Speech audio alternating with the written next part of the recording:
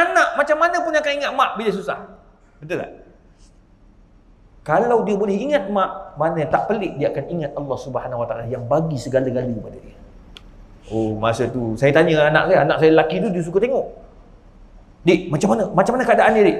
Ya Allah, Pak, tangan tak ada, Pak. Pak, ada tangan saja, Pak, tapi tak tahu tangan siapa, sebab ada 2-3 tangan kat situ. Tengok. Tuan-tuan, tu sebabnya tu jadi dosa lah, haram lah. Kalau nak main motor, pergi kat Lita.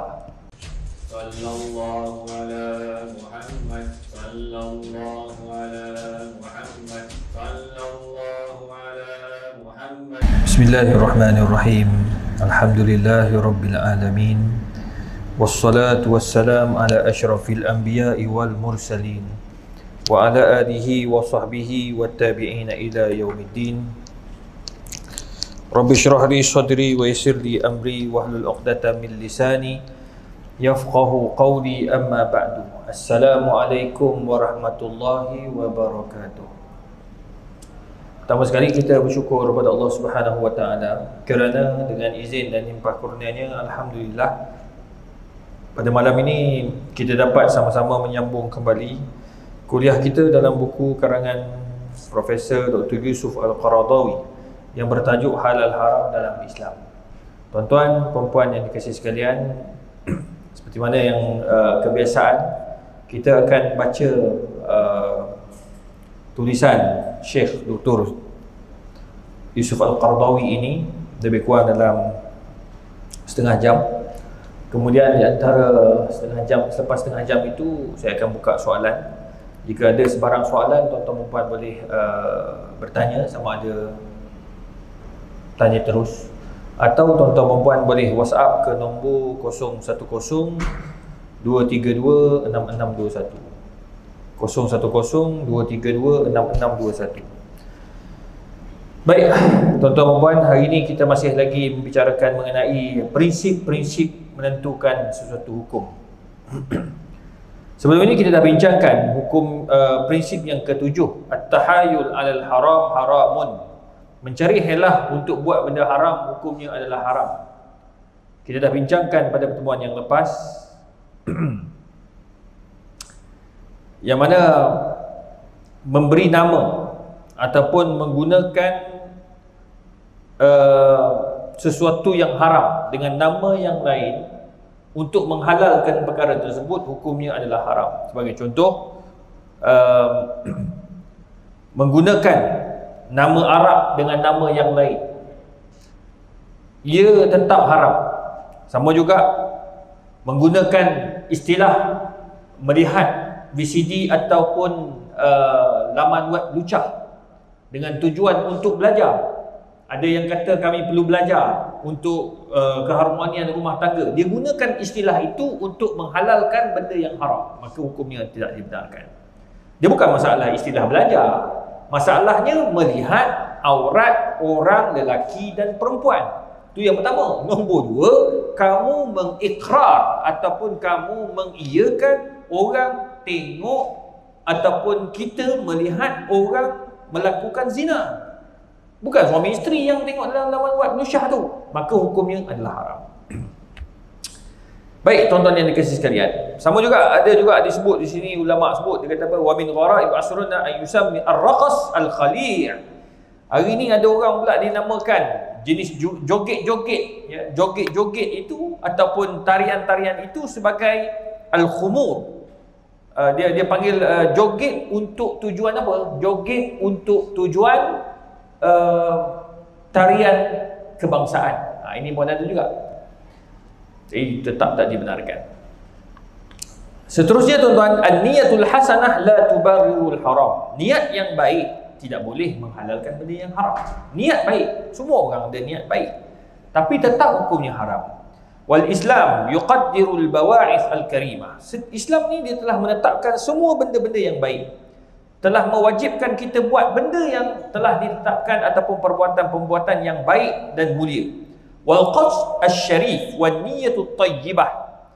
Niat yang baik dalam syariat Islam akan membawa kepada kebaikan. Kita niat baik, pakai pakaian tutup aurat. Untuk apa? Tutup aurat kerana nak ikut sunnah Nabi SAW. Itu niat baik. Jadi membawa kepada kebaikan.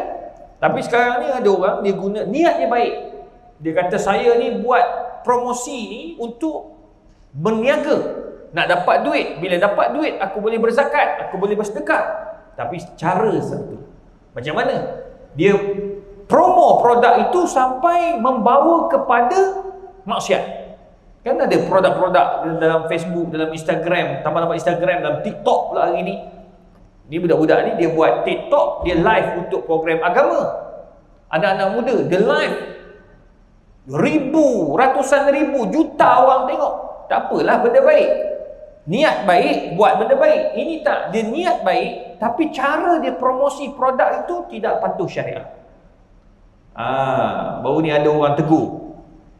Apa nama Kak? Saya ingat ada Kak. Ada ustaz tegur, dia marah ni ustaz tu balik. Muju aku tak sebut apa-apa. Dia marah ni ustaz tu balik. Dia kata apa? Dia kata ustaz kubur lain-lain. Yang tu yang best tu ayat tu. Dia masalahnya kubur lain-lain. Kalau kau kubur bumi sendiri tak apa. Masalah bila mati, perlukan orang kampung, perlukan orang taman, perlukan keluarga, adik-beradik. Jadi jangan cakap macam tu. Dia kata apa? Tak payah tak tegur. Dia buat bisnes ni, nanti kan bila sampai masa, ustaz-ustaz juga yang minta duit. Nak buat sekolah tahfiz lah, oh dia marah balik ustaz-ustaz. Tu sebab pun ustaz-ustaz pun kena beringat. Jangan suka sangat nak minta sana, minta sini. Bila perlu baru minta untuk sekolah. Ya. Tapi berapa ramai nak buat sekolah sekarang ni? Alhamdulillah. Alhamdulillah. Yahdikumullah. Berapa ramai nak buat sekolah? Kadang-kadang saya pun pelik juga. Semua orang nak buka sekolah. Saya kata bagus buka sekolah ni. Cumanya bila buka sekolah, kita ada tak kepakaran kat situ? Itu satu. Baru ni saya jumpa ada seorang, dia minta saya tolong promokan dia punya sekolah tahfiz. Baru nak buat. Saya kata, awak nak buka tahfiz? Awak hafaz Quran? Tak. Dia tak hafaz Quran, nak buka mahal tahfiz. Saya kata, kenapa nak buat tahfiz? Yang ada pun banyak lagi ni. Baiki yang sedia ada. Jangan duk asyik minta. Lama-lama kan dah terlalu banyak sampai tak terkawal. Itu kita tak nak. Saya kata biar ada satu tapi kualiti. Itu sebab di negeri Selangor, dulu Yang Maha Mulia Sultan Selangor dia kawal, dia suruh kawal persatuan di negeri Selangor tu, kawal jangan terlalu banyak sangat. Sampai peringkat tak terkawal. Budak-budak masuk keluar, lepas tu bila budak tu habis Quran, ke mana budak tu nak pergi? So kita kena fikir sebagai pentadbir. Betul tak? Macam saya di universiti. Saya pensyarah universiti. Kalau ikut kan saya nak fikir apa budak-budak ni dia habis belajar, kau dapat kerja tak dapat kerja, buat lantak kau orang lah. Tapi tak. Kita sebagai pentadbir dekat universiti, KPT, Kementerian Pengajian Tinggi, dia akan minta saya pegang jawatan tu, Timbalan Jaringan Industri, saya kena fikir ni, budak-budak ni macam mana GE dia? Budak ni dapat pasaran tak kat luar? Keluar daripada universiti ni, graduate dia dapat tak gaji daripada graduan dia tu? Dari graduasi dia. Maksudnya dia habis belajar tu, ada tak universiti orang lain nak, syarikat nak? Orang kerja nak tak? Persyarat syarikat perlu tak benda tu? Saya kena fikir. Jadi begitulah orang tahfiz. Bila dia buat sekolah tahfiz, dia kena fikir, sijil aku ni diiktiraf ke tak? Jadi bila kita duk minta selalu, banyak sangat, setiap kali tu ada dia mintanya. Jadi akhirnya macam mana tuan-tuan? Yang geng-geng tadi ni, yang jutawan kosmetik lah semua marah. Dia kata, ustaz kau jangan banyak cakap lah ustaz. Kau duk tegur-tegur aku. Bila aku duit banyak kan, kau juga yang datang minta derma. Sudah. Jadi dia tegur ni ustaz tu. Baru ni saya jumpa dia. Saya tak perlu direct cakap dalam Facebook sebab saya boleh kenal dia. Saya kenal dia, saya jumpa dia. Saya kata kurangkan. Jangan duk buat benda macam tu, tak elok. Betul kamu nak berniaga, nak bisnes. Kamu nak bayar zakat, nak bersedekah, nak bagi bantuan-bantuan kat sekolah-sekolah agama tu. Tapi jangan sampai kamu menggadai maruah. Mak kamu saya kenal, adik kamu saya kenal. Tak elok macam tu. Dia pusing tuan-tuan. Gabak kopiah, jatuh kopiah. Ya, kita punya serban kat belakang tu naik ke atas gitu. Jangan, dia punya tu. Jadi tak betul. Dia niat bagus, nak bayar zakat, nak sedekah. Tapi jangan disebabkan nak bayar zakat dengan cara yang haram. Tak betul. Dengan cara tak betul. Barang dijual tu halal, tapi cara mempromosi tu tak betul. Apa dia jual? Dia jual, saya pun tak tahu apa produk ni lah, orang perempuan punya produk, saya pun tak ambil tahu sangat. Dia untuk suami isteri punya tu lah. Tapi yang pastinya, jangan kamu nak promo barang tu sampai kamu gadai maruah kamu. Itu tak betul. Produk tu tak apa, halal. Dia kata, ustaz, bila saya buat macam tu, lagi produk tu laku. Tak boleh. Oh, kalau gitu letih ha. Sebab Nabi SAW sebut, innamal a'malu binniyat. Setiap amalan itu balik pada niat. Dan setiap orang itu akan dinilai, akan dihisap ikut apa yang diniatkan. Wa binniyatut thayyibah tastahilul mubahat wal adat. Bila niat baik, dia membenarkan kita buat benda yang halal dan dipersetujui oleh hukum dan adat. Tengok. Islam iktiraf adat. Macam contohlah tuan-tuan, adat nak bagi tahu. Islam antara aurat orang lelaki dengan orang perempuan, adik-beradik. Ya, adik-beradik. Adik lelaki dengan adik perempuan, dia punya aurat kat mana? Aurat adik lelaki dengan adik perempuan. Kedua-dua mereka, dia punya aurat dia pusat sampai lutut. Mak dengan anak-anak pusat sampai lutut. Ayah dengan anak-anak pusat sampai lutut. Anak perempuan dengan ayah pusat sampai lutut. Perempuan dengan perempuan pusat sampai lutut. Tetapi walaupun Islam mengatakan bahawa pusat sampai lutut adalah aurat antara mereka, namun adat tidak membenarkan ataupun tidak membiasakan perkara tersebut. Jarang kita jumpa anak kita perempuan tiba-tiba datang pakai seluar pusat lutut, badan semua tak pakai. Mana ada. Walaupun dia anak kita, mak kita tiba-tiba datang tak pakai apa, tinggal pusat lutut je pakai. Pakai boxer yang lambuh sikit. Mana mak kita pun tak buat kerja gitu. Tak? Sebab apa tak boleh buat? Sebab adat tidak mengiktiraf. Jadi hukum dengan adat dia selari. Jadi itu sebabnya jangan kita ni terlalu mengagungkan adat sampai lupa syariat. Jangan pula kita ni nak ikut syariat sampai lupa adat. Dua-dua kita kena seiring. Syariat kita kena jaga, adat pun kita kena hormat. Itu dia, tuan-tuan. Sebab saya sangat jelas dalam isu zikir lepas sembahyang. Betul lah, Nabi SAW dia tak zikir ramai-ramai lepas sembahyang. Tak. Tapi, macam tadi imam buat tahlil untuk arwah. Kan? Kalau ikutkan sunnah Nabi, memang Nabi tak buat benda tu. Tetapi adat terima tak benda tu? Adat terima. Sebab adat bagi orang Islam di Malaysia, di Nusantara, dalam mazhab Syafi'i, tak salah untuk kita berzikir beramai-ramai lepas sembahyang. Nampak tak? Bahkan dia mengajak orang untuk tahu apa zikir yang Nabi ajar. Imam tu jadi guru pula kepada makmum kat belakang. Jadi tak salah. Bagi saya tidak ada masalah, tak ada isu pun. Sebab apa? Syariat tidak menyalahkan perkara tersebut. Dan apa yang dibaca oleh imam tu semuanya ada dalam hadis Nabi SAW. Baca surah Yasin sebagai contoh. Subhanallah walhamdulillah wala ilaha illallah wallahu akbar. Ada dalam hadis Nabi SAW. Baca Fatihah ada dalam Al-Quran. Baca ayat kursi ada dalam Quran. Amanar Rasul ada dalam Quran. Semua ada dalam Quran. Jadi apa masalah dia? Dapat tak? Jadi maknanya kita kena menghormati kedua-duanya. Ya? Tapi ada setengah yang berpandangan tak boleh, saya tak nak ikut. Itu pulang pada awak lah. Saya senang je sebab kita bila belajar 4 mazhab, kita tahu mazhab mana yang tak bagi. So awak tak nak ikut, awak ikut mazhab tu silakanlah. Mazhab Hambali sebagai contoh, silakanlah, tak ada masalah. Tapi awak jangan ajak orang lain sehingga masjid jadi gaduh. Betul tak? Tak mau lagi tu. Hormat adat setempat. Yang kita risau kat luar tak sembahyang tak. Tu kita duduk sibuk gitu. Nah, baik tuan-tuan dan puan. Jadi kita nak haramkan, macam baru ni Mufti Selangor pun disebut nak baca tahlil, ya, baca Yasin malam Jumaat, tak salah. Buatlah. Tapi jangan lupa yang sunnah tu. Apa dia yang sunnah tu? Surah Kahfi. Surah Kahfi baca. Dia bila orang tanya, "Bang, apa ni kau buat surah Yasin malam Jumaat?" Nabi tak buat. "Bang, kau jangan relax bang, jangan kecoh-kecoh. Yasin aku baca lepas maghrib. Kahfi aku baca lepas Isyak. Yang penting lepas maghrib sampai waktu Jumaat. So sekarang ni kau baca berapa?" "Aku baca surah Kahfi." "Aku 2, Yasin dan Kahfi." "Apa masalah kau?" Nah, dia pun kata tak, saya baca juga surah Baqarah. Hang baca Baqarah, aku baca Yasin, baca Kahfi, aku baca Ali Imran. Sudah.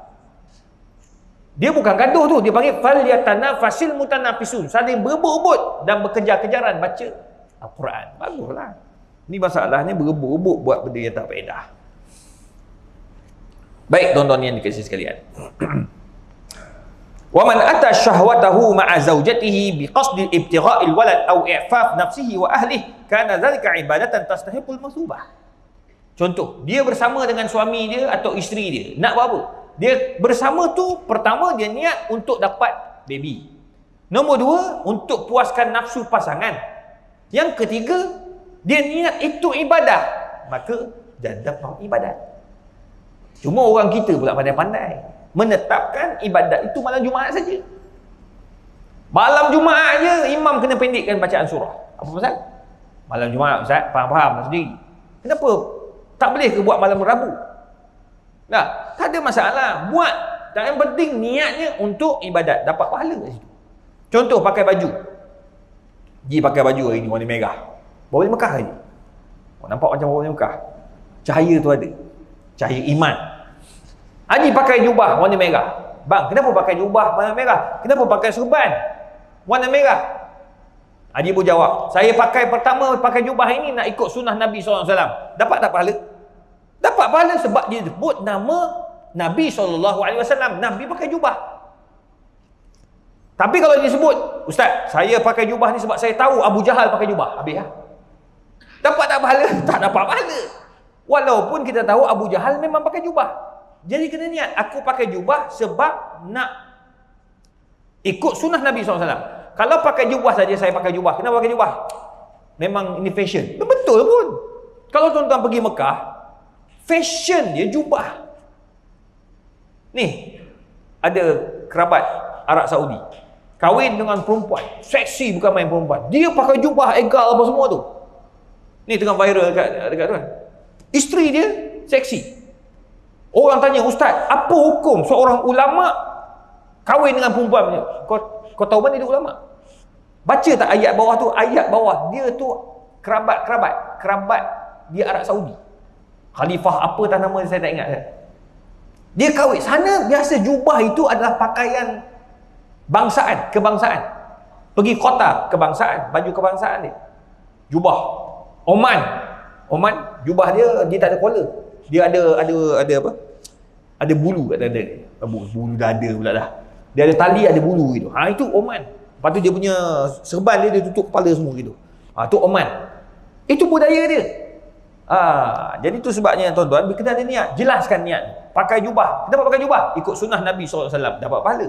Kenapa pakai jubah? Handsome, cantik ni. Sebab Nabi kata, Allah suka pada orang yang cantik dan handsome. Jaga kebersihan. Dapat 2 pahala. Tengok, mudah dapat pahala. Tapi kena niat lah. Baik. Wa fi dzalika yaqulu Nabi sallallahu alaihi wasallam wa fi bud'i ahadikum sadaqah. Nabi sebut sesiapa saja yang melakukan hubungan suami isteri, ayati ahaduna syahwatahu ya Rasulullah yakunu lahu fiha ajr, qala alisa inna wadu'aha fi haram kana alaihi wazrun. Bila Nabi kata duduk kamu dengan pasangan kamu tu, tidur kamu dengan pasangan tu dapat sedekah, dia niat sedekah. Sahabat tanya, ya Rasulullah, macam mana tu? Datang syahwat suami isteri, tak pakai baju, tiba-tiba sedekah. Nabi kata, kalaulah syahwat itu diletakkan pada tempat yang haram, tidak akan dapat dosa orang tu. Nampak? Jadi letakkan tempat yang betul. Barulah dapat pahala. Fakadzalika idza wada'aha fil halal, begitulah juga kalau dia letakkan pada tempat yang halal, maka halallah tempat dia. Macam ni ada anak muda. 2 hari lepas kita orang forum dekat Terengganu.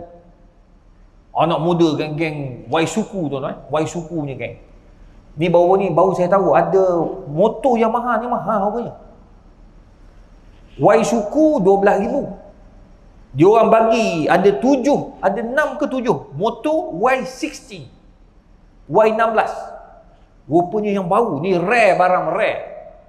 Bagi budak-budak muda, penuh budak-budak muda, dekat 5,000 ada yang datang malam tu. Penuh budak-budak muda, geng motor semua. Dia orang ni geng motor Yamaha lah. Tapi nak kata buat program dengan anak muda sampai bincang bab motor. Y16 berapa harga? 18,000. Ada yang kata kalau resale balik dari 22,000, ada yang sampai 40,000. Masya-Allah. Budak-budak muda ni. Adakah main motor tu haram? Tak haram. Tapi yang penting geng motor yang datang masjid. Itu yang kita nak. Geng motor yang semayang tak tinggal. Itu penting. Tadi semayang ni ada geng-geng Grab semayang ni. Saya duduk belakang ni ada Grab. Grab. Bawa Grab. Ramai geng-geng Grab food ni. Grab food, food panda, singgah semayang. Walaupun atas jalan dia rempit. Tadi pun dia potong aku ni. Potong. Ya Allah, aku kata budak ni kalau aku laju sikit ke bawah kereta, dah lah brake saya tak berapa nak. Okey, kuek bunyi. Dah baiki dah. Komen kata nanti esok dia ambil brake. Biasalah kereta lama tuan-tuan. Tapi nak bagi tahu, dia potong je tu. Walaupun dia rempit dekat jalan raya, tapi geng masjid. Mungkin dia nak kejar semayang berjemaah ikut tadi. Harap-harap begitulah, kan? Tak ada masalah. Tapi kalau dia naik motor tu, dia niat untuk cari rezeki, halal. Rezeki, pahala besar. Tapi kalau dia niat nak merempit, itu tak nak. Sedih tuan-tuan sebab saya dapat tahu. Tuan-tuan tengok tak dalam YouTube, dalam Facebook yang budak-budak naik motor yang kaki dia ke belakang tu? Dia berlumba kat KL, dekat Shah Alam, lepas tu ada satu kat Johor. Ya Allah tuan-tuan, geng-geng JPJ kawan-kawan saya beritahu, dia kata Ustaz, dia sedih Ustaz, bila accident Ustaz, bila kita tengok ni semua anak Melayu Islam kita. Sedih. Dia orang kalau lomba ramai-ramai tu, bila accident jatuh ramai-ramai. Yang bestnya, saya tengok dalam video tu ada orang hantar video pendek. Dia rakam masa geng-geng mak rempit, dia rakam video tu. Dia orang nak tengok melomba tapi berlaku accident. Ya Rabbi tuan-tuan, saya tengok tak tergamak, saya tutup mata dengar suara je. Bila accident ni dia jatuh ramai-ramai, tengah laju, bayangkan 120 ke 100 km sejam ke 160 km sejam ke, betul rabur dekat highway tu. Dia orang ambil video ni, bawa video ni, saya tak tengok lah, memang tak teramak tengok. Bunyi suara, Allah sakit, Allah mak sakit mak. Tengok, masa tu cari mak, masa tu cari Allah. Tapi yang pelik dia tak panggil bapak. Pak sakit pak, tak ada. Dia panggil mak sebab wahnan ala wahnin wa fisaluhu fi amain. Jiwa seorang ibu. Dia ingat anak dia. Dia sayang anak dia. Anak macam mana pun akan ingat mak bila susah. Betul tak? Kalau dia boleh ingat mak, mana tak pelik dia akan ingat Allah Subhanahu Wa Taala yang bagi segala-galanya kepada dia. Masa tu saya tanya anak saya lelaki tu, dia suka tengok. Dik, macam mana keadaan dia, Dik? Ya Allah, Pak. Tangan tak ada, Pak. Pak, ada tangan saja, Pak, tapi tak tahu tangan siapa sebab ada 2-3 tangan kat situ. Tengok. Tuan-tuan, tu sebabnya tu jadi dosa lah, haram lah. Kalau nak main motor, pergi kat Lita. Macam Zizan buat kan, geng-geng dia main kat Lita, okey lah. Dia belajar macam mana kalau jatuh nak buat macam mana, ada cara lah. Jadi anak muda dia nak main motor ke mainlah, tapi jangan sampai menyusahkan orang lain. Baik. Nabi SAW juga menjelaskan, tuan-tuan, seperti mana disebut oleh Imam Tarbani, wa man talaba ad-dunya halalan ta'affufan 'anil mas'alah wa sa'yan 'ala 'iyalihi wa ta'attufan 'ala jarihi laqa rabbahu wa wajhahu kal qamar lailatal badar. Tengok Nabi kata, sesiapa yang mencari dunia, tu sebab tak salah tuan-tuan nak kerja kuat. Ni, tuan-tuan, ni masjid tuan-tuan ni hidup sebab ada orang yang menyumbang. Ekon sejuk ni bukan datang daripada semua duit majlis agama. Majlis agama kalau nak jaga semua tak cukup duit bang, tak cukup duit. Kita yang menyumbang. Tengok tadi saya keluar, dia ada orang muda. Dia masukkan duit kat tung kat mana? Tung dalam keluar ni. Masukkan duit juga. Orang muda masukkan duit. Walaupun dia tak sekaya mana. Tapi nak bagi tahu, duit tuan-tuan perempuan tu lah datang daripada mana? Daripada dunia. Tak betul orang kata, Ustaz, jangan kejar dunia sangat. Bang, sebab dunia lah bang. Ada orang, dia cakap kat saya, Ustaz, lepak-lepak lah dengan geng-geng muda-muda je lah. Memang saya lepak dengan muda-muda. Tapi ada time lah. Lepas tu dia kata, ustaz, duk tengok ustaz lepak dengan apa, dengan orang kaya-kaya ni, okey ke ustaz? Nampak happy tak? Bila lepak dengan dia orang, ada something yang saya dapat. Contoh, ada seorang hamba Allah tu, kita duduk saja, dia orang ni dia ada masa, dia tahu masa kita. Dia tengok, dia bukan main redah nak jumpa kita, tak. Dia orang dah biasa dengan protokol. So dia akan tanya, ustaz, you free tak masa ni? Tak free. I free 2 minggu lagi. Dia akan datang 2 minggu tu. Ni ada orang Melaka nak datang, businessman Melaka, nak tanya pandangan. Tiba-tiba telefon, dia kata, ustaz, saya nak pergi KL, boleh nak jumpa ustaz? Saya kata, saya tak ada masa. Minggu ni memang penuh. Minggu depan penuh. 2 minggu lagi. Okey, saya bagi time, lepas isyak datang. Kita jumpa kat mana-mana lah. Bila saya jumpa bobok ni, kadang-kadang dia orang ni dia tanya hukum. Contoh, zakat. Ada seorang hamba Allah ni, dia bayar zakat 800 ke 1.3 juta di Pakistan dan India, Bangladesh, 3. Saya kata, you punya bisnes dekat wilayah, dekat Pulau Pinang, mana you boleh bayar semua kat sana? Tak, saya tengok sana dia orang susah. Betul, tapi kau nak bayar kat sana, kau pergi bisnes sana lah. Saya kata, buat bisnes dekat Pulau Pinang, buat bisnes dekat wilayah persekutuan, you kena ada portion untuk wilayah dan Pulau Pinang. Sebab ini yang Nabi ajar. Kita tak boleh mudah-mudah pindahkan zakat merata-rata, tak boleh. Saya kerja dekat UKM di bawah Selangor, so saya bayar zakat dengan Selangor. Kemudian saya ada jadi penasihat untuk syarikat minyak wangi Deria. Oh, dia ada di wilayah, so bayar zakat di wilayah. So kita pecahkan 2. Saya kata macam tu. Baki tu, lepas tu kata dia orang bayar lebih, kata dia akan bagi berapa persen kat kita untuk bayar sendiri. Baru yang baki persen tu baru kita hantar ke Pakistan atau India. Akhirnya dia orang bayar. Nampak tak? Tu sebabnya tuan-tuan dan puan, kita ni kena memberi manfaat pada orang lain dan dapat manfaat tu untuk orang fakir miskin. Itu paling penting. Kalau tidak, tuan-tuan, susah kita. Muslimin muslimat yang dirahmati Allah. Jadi kerja dunia tak salah. Belilah kereta mewah macam mana pun, tak salah. Yang penting dia buat apa? Cari halal, ta'affufan anil masalah. Tak nak minta sedekah.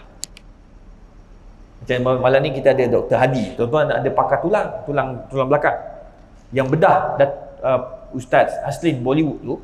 Dia lah bedah. Dia WhatsApp saya, dia kata, ustaz, minta maaf malam ni tak apa Hadi, malam ada emergency case dekat hospital. Saya kata, lah doktor tak payah minta izin, doktor tak hadir pun tak ada masalah, tak kurang markah pun. Ni bukan universiti. Tak apa, tak hadir pun tak boleh, rasa macam tak hadir tu macam tak sedap. Saya kata tak apa. Tengok, alhamdulillah rezeki dia banyak, luas, tapi dia tak pernah tinggal masjid. Itu yang kita nak. Dia tak nak minta sedekah, tetapi dia nak membantu untuk memberi sedekah. Wasayan ala iyalih, membantu ahli keluarga, cari duit untuk keluarga, tak salah. Beli rumah untuk keluarga, beli barang-barang dapur untuk isteri ke anak-anak, tak salah. Belanja anak-anak makan, tak salah. Beli kasut anak nak kasut elok sikit kan, belilah. Tak salah. Fakadzalika idza wada'aha fi halal, wa ta'atufan ala jarih, dan membantu jiran tetangga juga, bagi jiran-jiran makan. Itu pun bagus. Beli makanan-makanan bagi jiran-jiran makan, itu pun baik. Maka kata Nabi SAW, orang-orang macam ni, dia cari rezeki halal, dia kaya, cari rezeki yang halal, nombor 2. Kemudian dia bagi keluarga dia makan dan minum, pakai dan sebagainya. Nombor 4, dia bagi jiran tetangga dia makan dan minum, gembirakan hati jiran tetangga. Mereka ini, kata Nabi SAW, laqiya rabbahu wa wajahu kal qamari lailatul badri. Wajahnya bersinar-sinar bagaikan bulan yang sedang mengambang. Tengok, mulianya orang kaya yang pemurah. Tapi bagaimana orang yang miskin pula? Orang miskin pun dia ada rezeki dia. Orang miskin dia mudah masuk syurga sebab apa? Sebab Nabi kata dalam satu hadis, orang yang masuk syurga ni ramai orang miskin. Kenapa apa? Orang fakir. Pertama, dia redha dengan apa yang dia dapat. Dia tak pernah marah, kenapa aku miskin? Kenapa aku miskin? Sami Belu kaya. Dah. Dia marah Sami Belu pula. Tak boleh. Dia kena faham tu. Ar-Rahman, Ar-Rahim. Rahman untuk semua. Ar-Rahim untuk orang Islam. Ar-Rahman, orang tu kaya tapi tak dapat dunia. Dia tak dapat akhirat. Dia dapat dunia, apa dia nak? Semua dapat. Ar-Rahim, dia kaya tetapi dia dapat dunia. Dia dapat dunia, dia dapat akhirat. Tengok, dua-dua dia dapat. Jadi itu sebabnya tuan-tuan, kita ni kena fikir ke situ. Jadi orang miskin ni pula, dia tak dapat dunia tetapi dia dapat akhirat. Kenapa? Dia redha. Nombor dua, dia tidak meminta-minta. Tengok, orang miskin yang tak suka minta-minta, dia ni adalah orang yang sangat mulia di sisi Allah Subhanahu Wa Taala.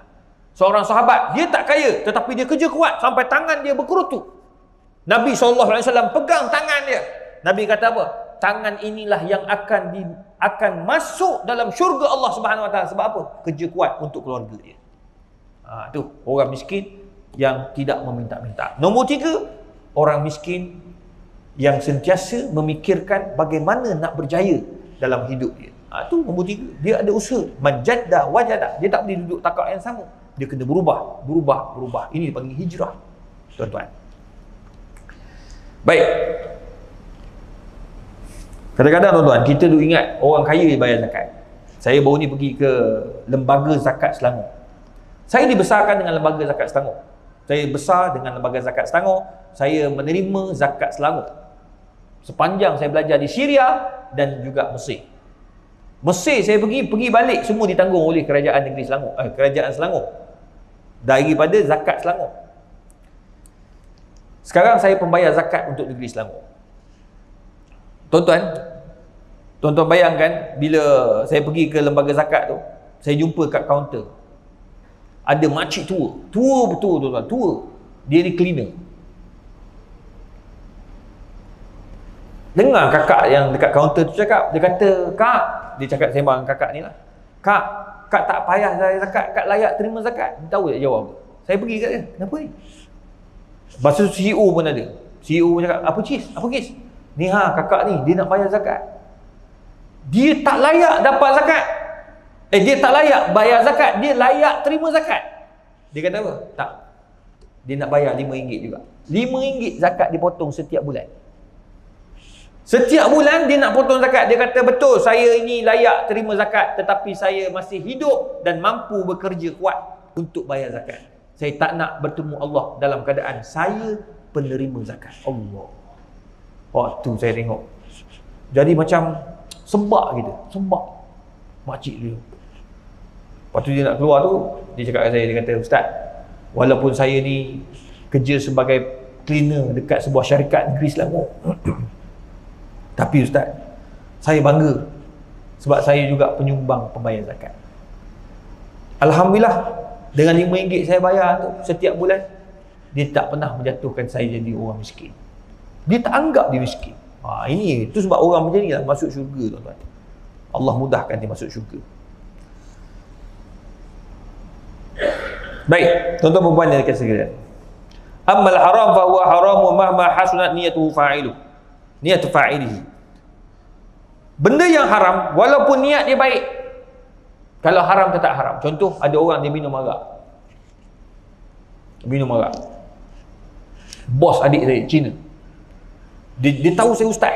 Bila dia duduk dengan saya tu, dia kata, "Bos, saya minta maaf. Ustaz, saya minta maaf. Saya mau cakap sama ustaz. Saya semalam 1 botol, 2 botol minum arak. Tadi bangun pagi lambat, pukul 10. Tapi sebab ini adik panggil, saya datang jugalah. Jadi saya baru beritahu ustaz, saya memang kaki mabuk. Tiap-tiap malam mesti mabuk." Saya kata, "Apa pasal you mabuk? Kenapa you kuat sangat mabuk? You mabuklah 1 minggu 1 kali. Lepas ni you naik 1 bulan 1 kali. Lama-lama you tak mabuk lah." Dia kata, "Oh, tak boleh ustaz. 1 malam mesti minum lah. You isteri tak marah ke?" "Tak apa. Saya dengan isteri sama-sama mabuk." "Oh pula," dia kata. Okeylah. Bila sebut tentang mabuk tu, tuan-tuan tahu tak? Saya tanya dia, "Apa sebab you mau mabuk?" Dia kata, "Banyak masalah ustaz. Mau hilang ini masalah, saya mabuk lah." Oh. Jadi esok you bangun, you ada fikir itu masalah tak? Oh itu masalah dia. Hilang mabuk, datang balik masalah. Jadi tak selesai masalah. Tapi itulah, saya sempat sembang dengan dia sekejap kan. Tapi itu banyak juga dia cerita kat kita kan. Cuma kita faham lah, dia bukan orang Islam, tapi dia cuba nak mendalami Islam. So slow lah, kita tak boleh nak paksa orang, tapi kita kena berdakwah. Tu buat, niat dia baik, nak hilangkan masalah, tapi tak boleh. Dia tak menghilangkan masalah. Walaupun kemuliaannya besar, dia curi duit tabung masjid sebab nak bagi anak-anak makan, tak boleh. Hukumnya haram. Wala yardha al-Islam abadan an yattakhidha al-haram wasilatan ila ghayatin mahmudah. Dia tak boleh, Islam tak pernah membenarkan orang ambil sumber yang haram, benda yang haram untuk capai benda yang mulia. Tak boleh. Nak dapat syurga, tapi dengan cara apa? Dengan cara menipu duit orang. Tak boleh. Ada seorang baru ni, dia tak bayar kad kredit. Tuan-tuan tahu tak, dia hutang kad kredit berapa banyak? Dekat 200,000. Saya pun tak faham. Saya kata bayar, dah meningkat kot. Daripada 100 mungkin dah jadi 200. Dia kata, Ustaz, saya takkan bayar. Saya takkan izinkan duit saya pergi bayar sumber yang haram, iaitu riba. Aku kata, kau ni belajar tak habis. Kalau dah tahu riba, yang kau ambil buat apa awal-awal? Saya sengaja nak bankruptkan bank tu. Bukan bank yang bankrupt, kau yang bankrupt. Mana dia belajar cara tu? Tak betul. Niat dia nak ambil duit riba tu. Dia kata, saya beli kasut, saya beli kereta, saya beli tu. Saya habiskan benda yang tak faedah, Ustaz, bukan untuk makan. Tetap tak boleh. Sebab apa? Niat kamu tu tak betul. Kamu niat bagus. Niat apa? Nak hapuskan riba, nak halang riba. Tapi cara tak betul. Kamu pergi buat pinjaman kad kredit, guna kad kredit dan tak bayar kad kredit. Mana boleh? Hutang tetap kena bayar. Sama juga orang pinjam ahlung. Siapa suruh pinjam ahlung? Tetap kena bayar. Ustaz, haram kan pinjam? Memang haram. Yang kau pergi ambil apa? Bila dah ambil kau bayarlah. Bila tak bayar itu jadi masalah. Na'udzubillah. Tolonglah tuan-tuan, jangan pinjam ahlung. Ahlung riba dia bukan 100%, 200%. Bila nak selesai? Na'udzubillah. Baik tuan-tuan dan puan. Cuba kaedah menyebut al-ghayah la tubarrirul wasilah. Kita punya niat tu ataupun kita punya hasrat tidak boleh kita nak halalkan bagaimana nak sampai kepada hasrat tu.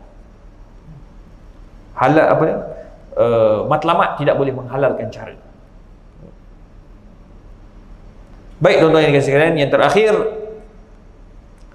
ingat, semua benda yang haram itu Allah tak terima dia punya doa. Sebab berdasarkan hadis Nabi, ar-rajulu yutilu safar, orang yang berjalan jauh, padahal orang berjalan musafir ni Allah mudahkan urusan dia. Tapi kalau katakanlah dia banyak buat benda haram, musafir dia tu doa Allah tak terima. Na'udzubillah. Justru elakkanlah tuan-tuan dan puan daripada kita mengambil sumber yang haram, ia akan memberikan kesan yang sangat buruk. InsyaAllah pada pertemuan akan datang kita akan ambil kaedah yang ke-9. Menjauhi benda syubhat. Ini kita akan bincang. Islam selalunya kaedah mufti-mufti, benda syubhat ni mereka akan cuba halang dan elak. Sebab apa? Takut terlibat dan terjebak dengan sumber yang haram. Baik, tuan-tuan yang dikasihi sekalian. Dah azam belum? Berapa minit lagi? 2 minit lagi? Okey. Saya nak buka soalan dulu. Ni ada satu soalan masuk. Kejap. Assalamualaikum Ustaz. Mohon pandangan hukum. Apakah hukum seorang isteri datang ke masjid untuk menghidup dan mengimarahkan masjid tanpa meminta izin dengan suami? Sebab tahu dah kalau minta dia takkan izinkan. Baik. Tuan-tuan perempuan, orang perempuan nak datang masjid, nak datang rumah Allah, nak pergi pejabat, nak bekerja, dia wajib minta izin suami. Kalau suami tak bagi, dia tak boleh keluar. Dia hanya boleh keluar bila suami izinkan. Nak pergi pejabat, minta izin suami. Maksudnya dia nak kerja tu kena minta izin suami. Suami kata tak boleh kerja, maka dia tak boleh kerja. Cuma suami ni pula kena tahu, bila kau tak bagi dia kerja, nafkah kau wajib bagi. Oh ustaz, saya bagi ustaz. Jangan risau. Makan, duit makan semua saya bagi. 1,000 saya duit bagi duit makan. Itu duit makan yang kau belasah juga. Kau kena bagi 1,000 lagi. Taraf kau sebagai seorang pensyarah 1,000 lagi yang isteri kamu boleh buat apa yang dia nak buat. Tu dia punya hak. Ada seorang kawan saya penceramah juga. Isteri dia doktor, pensyarah, doktor. Layak jadi pensyarah. Dia kalau jadi pensyarah grade 52, gaji 8,000. Contoh kan? Berhenti. Suami tak bagi je. Suami kata jaga anak-anak. Sekarang ni suami dia bagi gaji 10,000 sebulan. Okey lah. Itu suami dia, isteri dia happy. Mana happy. Sekarang ni suruh berhenti kerja. Isteri nak beli tudung pun dia tak bagi. Jangan, awak tu dah nak kerja, nak beli tudung apa? Tak boleh bang. Dia kena standard. Kena standard. Kena setara dengan kita. Kita bukan main, keluar pakai baju batik pakai. Batik Terengganu, harga 200.5. Isteri Terengganu, zaman dia mula kerja dulu. Dah berhenti, tak pakai-pakai. Itulah baju batik. Sampaikan pergi majlis kahwin, orang tahu dah, mesti pakai batik warna orange tu. Betul dah? Tak boleh. Itu sebabnya tuan-tuan, tu nafkah wajib yang kena bagi. Suami tak mau bagi dia keluar, tak mau kerja, so bagi nafkah yang betul. Nombor 2, tak nak bagi datang masjid, kau jadi imam dekat rumah. Kau kena ajar dia baca Quran. Kau kena ajar dia hukum hakam yang dia tak tahu. Tapi kalau kau pun tak datang, kau pun tak semayang, kau jawab depan Allah Subhanahu Wa Taala. Dan riwayat seorang suami akan dipertanggungjawab depan Allah Azza wa Jalla kalau isteri dia jahil tentang hukum hakam. So kalau dah tak erti tu, datanglah ke masjid sama-sama, lebih selamat. Nah, Wallahu a'lam. Baik.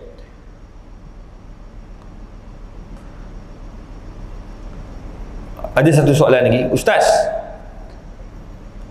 Anak saya bertanya, saya tanyakan bagi pihak anak, apa hukum beli motor yang mahal macam yang Ustaz sebut tadi, Waisuku, dengan harga 12,000 ke atas? Adakah itu berdosa? Bagus soalan ni. Ni soalan orang muda. Boleh tak kita beli motor harga RM12,000? Boleh jika kita mampu bayar. Yang kedua, kita tak ganggu duit simpanan. Nombor 3, kita tak mencuri duit orang. Nombor 4, kita tak kacau nafkah anak-anak, nafkah isteri. Kita tak kacau semua nafkah mak bapak kita. Duit mereka jalan macam biasa, tak pernah saya potong, tak pernah itu. Jadi saya beli itu untuk apa? Untuk bawa dengan selesa. Tak salah. Nabi pun kata, pakailah kenderaan yang selesa, rumah yang selesa, jiran yang baik-baik, isteri yang solehah atau suami yang soleh. Tengok, Nabi sebut tentang markabun hani, kenderaan yang baik. So beli ikut kemampuan. Tu yang beli yang harga 12,000. Ada orang dia beli motor harga 180,000, Ali and Davidson. Jadi tuan-tuan perempuan tak salah. Yang penting dia seorang yang mempunyai kemampuan. Wallahu a'lam. Kita bagi laluan untuk azan.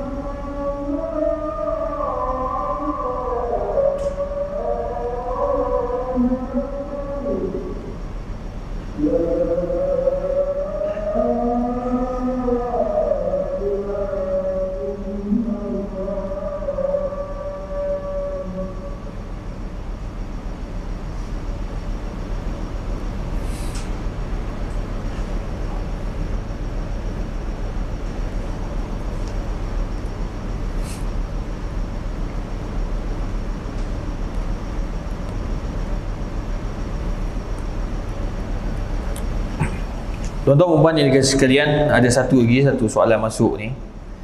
Ustaz, apa hukum kita mewarnakan rambut dan juga jari inai? Sebab viral mengenai warna rambut dan juga inai. Tuan-tuan perempuan, inai dibenarkan. Tuan-tuan mewarnakan rambut dengan inai, mewarnakan rambut tangan jari orang perempuan dengan inai, itu dibenarkan dalam Islam. Baru-baru ni isu inai Nolofa, kan?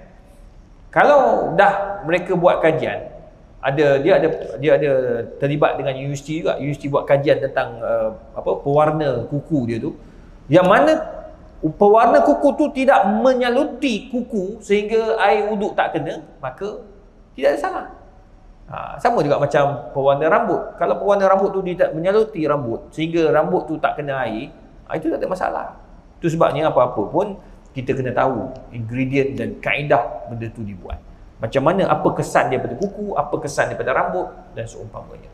Selain daripada inai lah. Kalau inai memang tak ada masalah. Sebab Nabi membenarkan perkara tersebut, laki dan perempuan. Tapi kalau katakan nak guna pewarna lain, so kita kena mendalami benda tu. Kita kena tahulah. Kalau perempuan nak pakai pewarna rambut, silakan pakailah. Tapi dia kena tahu apa ingredient dia, apa kesan bila dah pakai. Ya. Wallahualam. Ini soalan online. Baik, ada soalan yang adil?